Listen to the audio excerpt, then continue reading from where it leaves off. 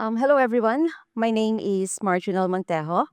So, as you can see from my name, my first name has an English pronunciation, and my surname has a Spanish pronunciation. So, they have different standards, different naming convention. So, I have people saying my name, Marjonel. So, no, it's not that. It's Marjonel Montejo. So, I am based in Hamilton, and I work as a principal engineer at Andes Technology. Um, on weekends, my husband and I like to go tramping, and I also love to play music. I love to play in my keyboards. And for work, network security is my jam. So for this afternoon, I'm going to talk to you about an important standard that is used by most government entities to ensure that their mission critical network resources are secured. So, what I am referring to is the standard known as the Common Criteria for Information Technology Security Evaluation, or known by its nickname, Common Criteria. But before we delve into the details, let's go to the origin story. So, in the 1990s, a group of nations saw a need to develop together a common method of evaluating the security requirements of their systems. So at that time, they have their own standards. The Europeans have the ITSEC standard, the US the TCSED standard, which was also known as the Orange Book, and the Canadian have their own equivalent standard, which was loosely based on the US standard. So there were some overlaps, and they have to evaluate the systems in different international markets. So it was quite a pain. So these nations, they decided to have a unified security evaluation. Hence, the common criteria was born in 1994. So fast forward to 2024. So these are the countries that recognize this certification. 18 of these are certificate authorizing participants, and the rest are the certificate consuming participants.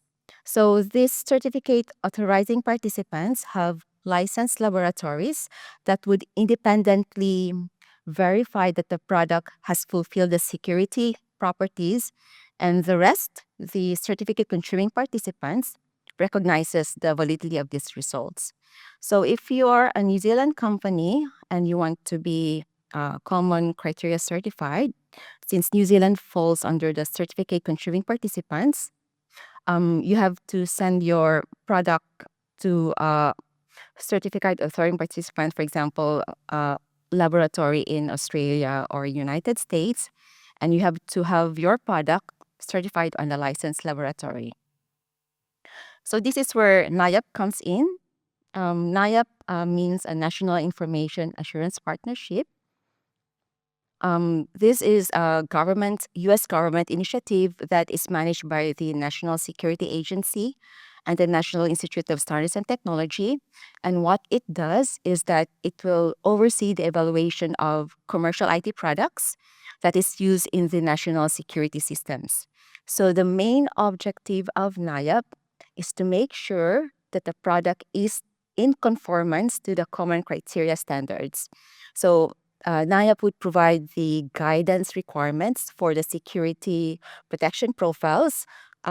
This would include these security functional requirements, which would be the expected behavior of and the product features, and also the security assurance requirements.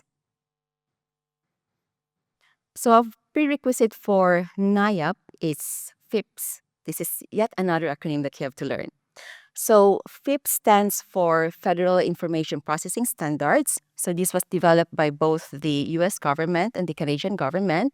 And this was established by the Department of Commerce. And the main objective of FIPS was improving the management of computer systems in the federal government. As I've mentioned earlier, this is managed by NIST and the Computer Division of the Canadian government.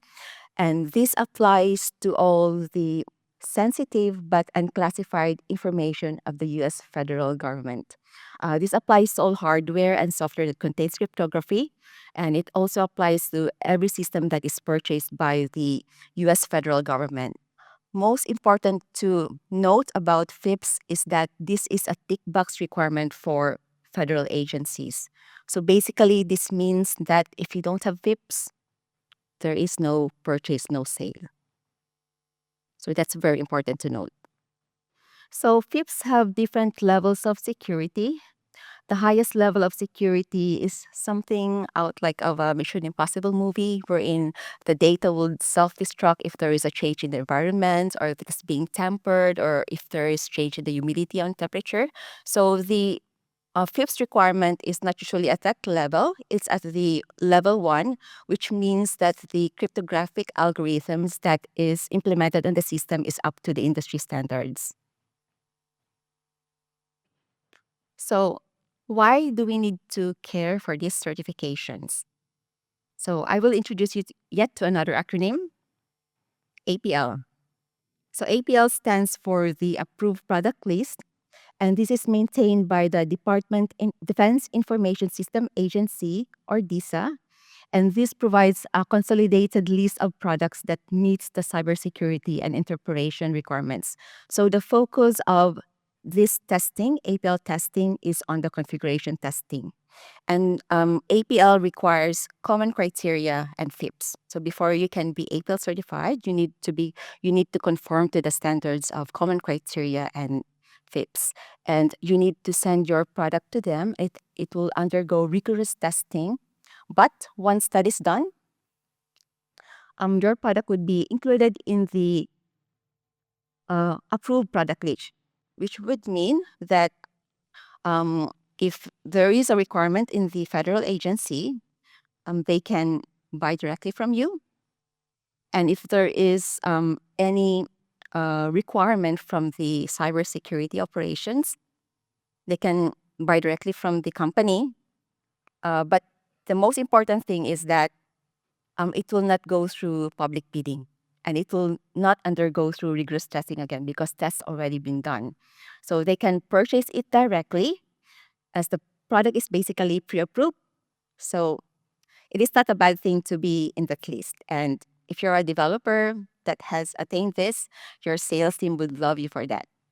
But the problem is, the devil is in getting into that list. So going back to the common criteria, one of the tricky things of getting it right is in the TLS digital certificates. So before we go to the nitty-gritty details, let's have a brief overview of the CIA of security. So this is different from the CIA triad.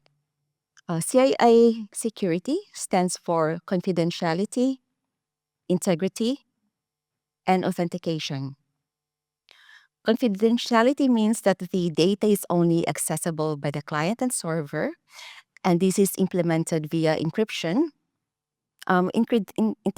Integrity is when data is passed from the client to the server and vice versa. And this is ensuring that the data is not modified while that is being done. And this is implemented via hashing. And authentication is the client and the server identities are verified, and this is executed via the public key infrastructure, or PKI. So this is the mechanism used by TLS, making sure that the connection from the client to the server is secured. The TLS connection use a hybrid connection. It makes use of the asymmetric encryption and the symmetric encryption. So in an asymmetric encryption, the public key is known to both the client and the server, and the data is encrypted via the public key, and it is decrypted using the private key.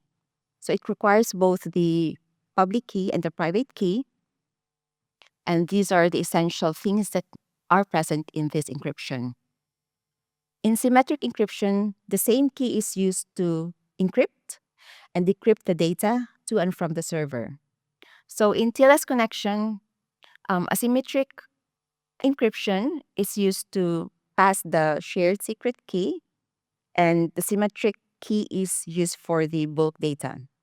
In this way, we are able to take advantage of the strengths of the asymmetric, which is having a secured private key that is never shared, and a faster transfer of data from the symmetric using the symmetric connection. So how does this look like in practice? So for example, we have here a client named Sam who wants to talk to a server called Frodo. When they do the TLS handshake, what would happen is that Frodo is going to send his public key to Sam, and Sam will encrypt the shared symmetric key to Frodo using this public key, and Frodo is going to decrypt this using the private key. However, there is a problem with this connection. What if there is a malicious actor that is called Gollum that will try to put his um, key instead of the original one? What if this malicious actor called Gollum is going to hijack the connection and send his public key instead of Frodo? So this is a classic case of the man in the middle attack. So this issue has been identified early on when the TLS was being designed. And the solution was having a third party authority that both ends, in this case, Sam and Frodo, will trust. So in this example, we have a certificate authority called Gandalf. And what Gandalf would do is he would generate the signature by encrypting the public key of Frodo. And when Frodo sends the certificate to Sam, it would include his public key and also the signature. And when this certificate reaches Sam, the public key of the CA, which is Gandalf in this case, is used to decrypt the signature, and he's able to detect if the public key matches the certificate. So in this way, the client is able to verify the identity of the server. And this is what the public key infrastructure is about. So the public key infrastructure is basically having these three entities trusting each other. So the main recipe includes the public and the private key of the server. In this example, Frodo's public and private key, and the public and private key of the CA certificate. So that would be Gandalf's public and private key. So they are all bundled together, and the vital information are sent to the client via the certificate. So this solves the issue of having a malicious actor hijacking the connection between the client and the server.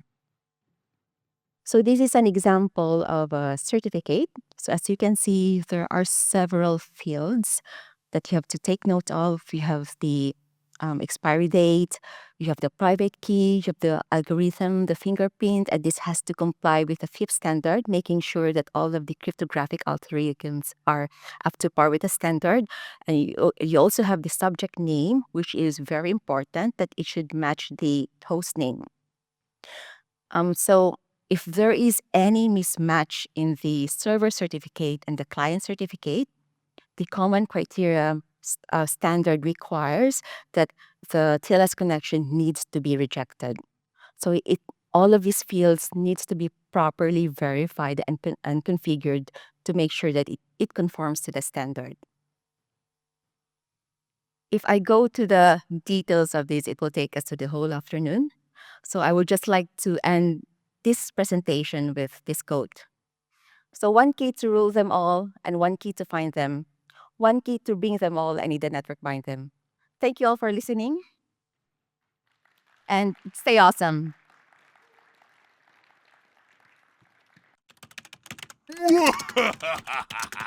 I am a super genius.